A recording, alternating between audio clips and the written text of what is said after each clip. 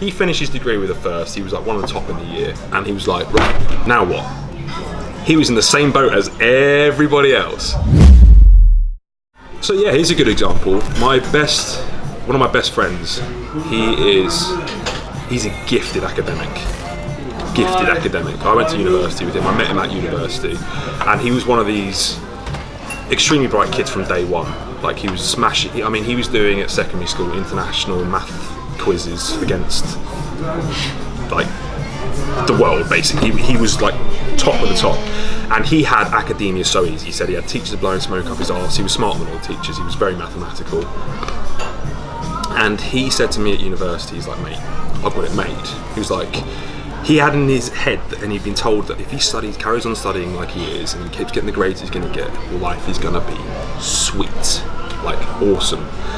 And what that did to him is it completely killed his motivation to ever look into anything else or even question anything else, because in his head he thought he was going to be like drafted like you would do in America. If you were like an up-and-coming baseball star, you'd have people coming around to his house knocking on the door trying to offer him jobs. Like, he thought he was going to have it absolutely. He finished his degree with a first. He was like one of the top in the year, and he was like, right,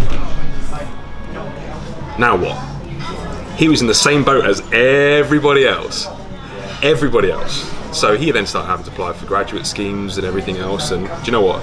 He didn't get the first few jobs that he applied for, and I think it really struck home, and he actually got quite depressed about it, because he told me he now works for Deloitte, which is one of the top 4 accounting firms, but he works like a slave. He's been working there for a fair few years, and he's on about 50 grand a year, which for me is not a lot. I can live off that. He got really bitter at the education system because he was always led to believe that by being some mad academic, life would come easy. But you know what? It doesn't. You still have to add the value outside of your academia, even if you go to university, to be able to get those jobs.